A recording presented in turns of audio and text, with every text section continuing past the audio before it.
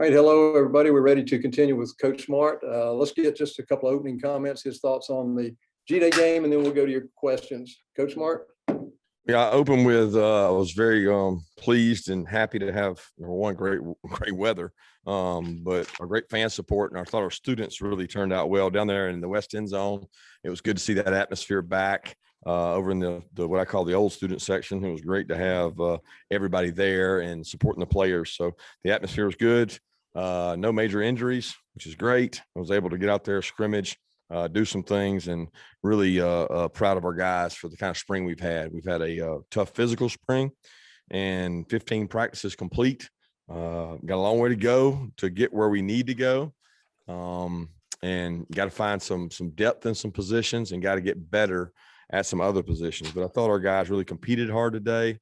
Was really just enjoyed watching it and seeing the kind of operation of the quarterbacks from the back end, where I get to sit and hear them call the huddle and call the plays. So that I'll open it up. Okay, let's go to Chip Towers and then Charles Odom. Yeah, Kirby, it was interesting early on. Obviously, it's a chance to see the ones versus ones per se. And, it's have fun hearing you say things like vertical passing game. We want to be vertical. It was hard to do that early on, but can you just talk about that matchup and kind of what you saw from your defense as well? Well, I didn't see it that way. I saw it where I thought our guys came out a little bit slow, but vertical passing games a lot of time based on your ability to run the ball, and that wasn't our goal this game, to come out and establish the run and really run the ball hard. G-Days are built around a lot of 2-minute drives. You want to go hurry up. We want to throw and catch the ball. That reduces the risk of injury. So when you're doing that, there's a lot of intermediate passing game, kind of like we did in 7-on-7 before it. Defense was also playing some quarter halves, which doesn't allow you to take the top off a lot of times. But I did think that we threw and caught the ball well, and we didn't have all our arsenal out there in terms of wideouts. But the ones that were out there, I thought they competed really well. And, some of the DBs got to make plays, and then some of them we didn't make plays. But that's always going to be the case in a spring game. I was pleased with the effort and attitude of the guys with it, though. How important was this spring for your offense to have JT for the full go? And what have you seen in terms of his progress as your leader? He's got command of the offense. He's got to be able to utilize the pocket, and we work on that each and every day. I know Coach Munkin is always driving that home with him, his ability to move in the pocket, step up. The offensive line's got to protect him and give him an opportunity. There were some times today that there were 4-man rushes, and we got some pressure, and guys got pushed back into him. And I think that's important, to allow him to step up in the pocket and move around and make plays down the field.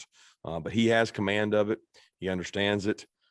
The key is his decision-making process. We know the quarterback position, there's probably a decision has to be made every single play, and he manages that really well for us. Okay, let's go to Mike Griffith and Anthony Dasher. Yeah, Kirby, I know you haven't watched the film, but were there any plays or players, I guess, that jumped out at you? I guess watching TV, Darnell Washington certainly is imposing. Were there any guys that really impressed you or made some plays that you can recall? Yeah, I thought Adonai all spring, Adonai competed really well. He's a competitor. He makes plays down the field. For a guy that just enrolled and just got here, I thought he did a good job. I thought both James and Zamir made some plays in the passing game, able to get some catches and checkdowns, make some people miss. Kendall Swell had some good strong runs, which he's done this spring. So a lot of those guys pop out. Defensively, it's hard to say without watching it. I did think Jalen Carter and Devontae White were disruptive inside with some inside stunts that helped us and got quick pressure a couple times. But for every positive, there's a flip side of that. We got to protect them better, or we got to tackle better. Hey, Coach, another Darnell Washington question. Kind of where is he right now as far as his knowledge of the offense? It looks like he might be kind of starting to get maybe a little bit more. Well, it's interesting. He wasn't able to practice all spring, so he missed some time, and just getting him back gave us another weapon, at least for this game. But he missed some time there, and I know his conditioning level is going to be important to him to make sure he's really in shape. He's a great target. He's a big target. He's an athletic guy, and he's a weapon. We got to find ways to be able to utilize him both in the passing game and in the run game, because he's a weapon in both. Let's go to Seth Emerson and Mark Weiser. Kirby, you touched on this a little bit, but obviously wide receivers and DBs have been two of the most discussed topics. Where do you think that they are each? It seemed like the wide receivers had a good day. Did that say more about the wide receivers being encouraging or the cornerbacks at this point? Well, I would probably argue every G Day we've come out of, you feel good about the wideouts because you throw the ball so much in the G Day game. So it's not like a G Day I can ever remember coming out of saying, oh man, we don't have any wideouts. And I've never felt any kind of negative way towards the defensive backs coming out of the spring game, and they've given up yards in passing because this game is built around that.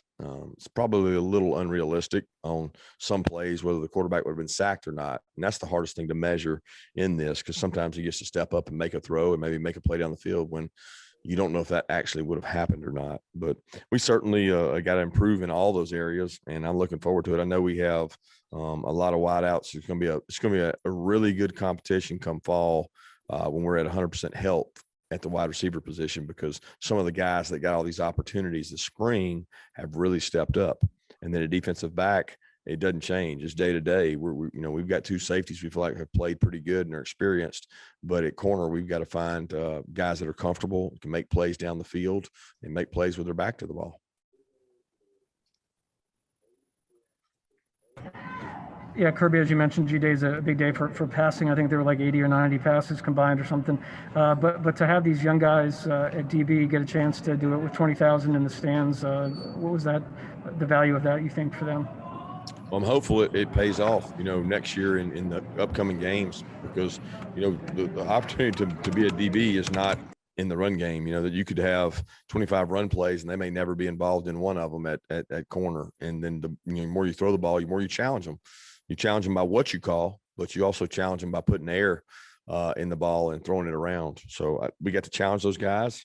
We'll get to do that all summer in 7-on-7. We've got to grow and get better, and we've got good players. We've got to coach them up and get those guys ready to go play at a high level, and they'll get challenged obviously in our opener and in our conference play, and against teams we got to play next year. There's some teams that can sling the ball, and this game's about skill. So if you have skill level out on the perimeter, it's hard to stop people. I don't care who your corners are, how good they are. You're not shutting people down anymore.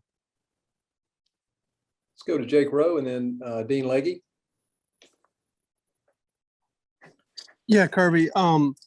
Concerning Adonai Mitchell, AD, when did you kind of get the impression that he was going to be a guy that could kind of help you maybe a little bit right away? And when did he really start to kind of emerge this spring? Because you started hearing a little bit of buzz, and then you kind of got a chance to put it on display today. Yeah, we thought he was a talented player. He's another one of the guys that we think we do as good a job as anybody in the country of doing research on players and evaluating players. It's not about what they're ranked, what the media says about them, what the recruiting rankings say. We watch the tape. The tape speaks volumes. In the case of Jordan Davis, it spoke volumes. In the case of Adonai Mitchell, it speaks volumes. These guys that we evaluate ourselves, we thought he was a really good player, and we didn't care what everybody else thought. And he's a good football player. So we evaluated him, kept recruiting him. He came in. We didn't get to see him in the bowl practice. He actually got sick right when he got here and never got to really bowl practice with us. So it was very unfortunate that he was here like 8 days and never got to practice once. Then he had to go home. Then he came back. He worked out well. He's gotten himself in decent shape. He needs to get in better shape, but he made plays. He made plays during the spring. And when you got a guy like that steps up, it's almost a bonus. We lost George and it forced him to play more, but man, he picked it up fast. And when Jermaine went down, he had to get even more reps. So we're really excited about AD and think he's a really good player. And the last probably 3 practices of spring ball were his best practices. Kirby, all 4 of your quarterbacks that you've had really seem to flash at one point or another today. And they, from what JT says, have been preparing as the starters all along, all 4 of them. Is this the best group of quarterbacks you've had in a single room since you've been at Georgia? I don't know, top to bottom, I certainly feel really good about all four of them. I don't know that I could ever say we've had four that you feel, confident about. These four, I feel really good about. I think they're good football players. I think they're bright, they're intelligent, they challenge themselves. I don't, it's hard to compare it to other years. We've certainly had a talented quarterback room before, but with four guys you feel good about, it's hard to have that in college football. I thought they challenge themselves. And to be honest with you, we set our practices up where they get to develop. You only got to see a piece of that today. And it's unfortunate because, today there was only one quarterback on the field at a time. And in our practices, there's a lot of times there's two out there and there's more reps available. So we're trying to get their growth to happen a little faster than it would normally without getting the reps. Okay, let's go to Jed May, and then we'll go to Red and Black, either Drew or Catherine. Hey, Kirby, kind of a two-part question on the offensive line. One, what have you seen from Tate Ratledge and sort of him trying to get some playing time there at right guard? And two, on the left side with Sawyer, Truss, and Justin Schaefer, sort of what's the competition looking like with those three guys, for those two spots on the left side right now? Well, it's all up for grabs. We'll review this tape, see how they did.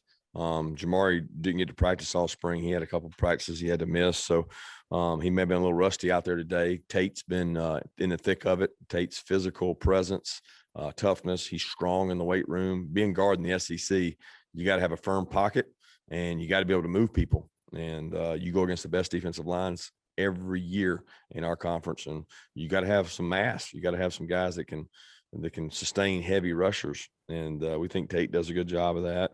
Schaefer and Jamari have been splitting some reps, and then Jamari's been doubling up with Truss. But, we're not where we need to be, in the offensive line. And if we're going to be a good team, we've got to protect the quarterback and we got to be able to run the ball.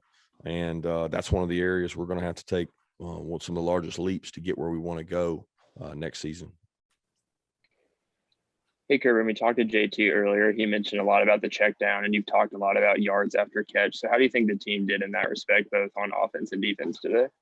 Well, part of being a quarterback is take what the defense gives you. There was a lot of times today that's what was given. It may have been a 2-minute situation, may have been a long yardage situation. And we're trying defensively to get better at zone. We're a man match team. We don't play a lot of man to man, but we play man match. And a lot of times your back's turned to the ball and we want to get better at zone. So I thought defensively, we did a much better job of forcing a check down. Now we got to go physically make the tackle. And offensively, when we hit the check down, we got to turn a 4 or 5 yard gain into 10, 15 yard gains. And that's the only way we're going to be elite is to do that. All right, let's check with Jeff Schultz and then Connor Riley. Kirby, you touched on JT's command. I'm curious, have you seen a discernible difference even from the fall to the spring, whether it's on or off the field in his play and demeanor, and if so, how? It's hard to say discernible difference because I felt like he had a really good command last year. I never went into a game with, the Mississippi State game, probably the most unknown, but he had a command then. He has command now. I think he has better understanding of his weapons. He's got, a boatload more reps of each one of those. So I'm excited about what he can do. The decision-making is everything for that position. Get us out of a bad play, get us to the next play for the next down, use 4 downs when possible, and use a guy that can make us right. So I know he's gotten better, but a discernible difference, I think it's hard to say because I think he had a good feel, good command for the offense, even last year. Hey, Kirby, first chance to really get to see Carson Beck today. What did you make of him both today and in these spring practice periods? He had some good spring scrimmages. He had some good outings out there in the spring. We thought he throws the ball really well. He had a really good practice on Thursday in terms of command of the offense, making decisions, using the players around him. Got really good pocket presence. He's natural at stepping up, moving in the pocket. He's not a burner. He's not going to go out there and outrun you, but they still have to tackle him. And he's a big man when it comes to live play. But I'm pleased with his progress. I think he got better. Carson didn't always have the focus he needed last year as a freshman in terms of preparation, academics, on the field, off the field, in the meeting room. And now, since we started this spring, he's taking notes. He's got command of it better. He's doing better academically in the classroom. So he's trying to take a step forward and do some good things. Hey, we got time for two more questions. We're going to go to David Pascal, and then we'll go to Lance McCurley. Kirby, how would you assess where Ladd McConkey is right now? And is he one of the younger guys that was able to capitalize with more opportunities this spring? Yeah, he gets a ton of reps. First of all, he's got great toughness. He's got great savvy. He has no fear. He's taking some shots this spring and gets back up, keeps going. He's in a competition for return game reps. And my expectation is he competes. You know, he's going to go out and compete with special teams jobs all over the place and compete at wide receiver to learn the offense, get a little bigger and stronger. He's got really good quickness. But I'm excited about Ladd. He's a guy that's going to be a good football player for us. Hey, Coach, in the kicking game today, we saw, Camarda go 3 field goals. And is there a drop off behind Pod? And what's the deal with Jared Zirkle? How's his progression over the past 2 seasons? Zerk's been injured, so we went with Camarda today to give him an opportunity. And, we don't get to travel a lot of times 3 kickers. So you always want to have a backup kicker situation where you got a guy in case a guy goes down, and there's no better experience for a kicker than getting to kick field goals in a game. So we felt strongly that Camarda would get to kick today in the game. He did. He got to kick field goals today in the game and didn't hit the ones that you'd like for him to hit, but he's certainly going to get better. Camarda's got a tremendous leg. I mean, you see that in the punts. You see the strength of his leg in the punts, but he's the same way in field goals. He's just probably not as accurate as Pod is. Thank you, Coach Smart. Thanks, everyone. And please stay on the line. We've got a couple of players left for you. All right, everybody. We will be starting with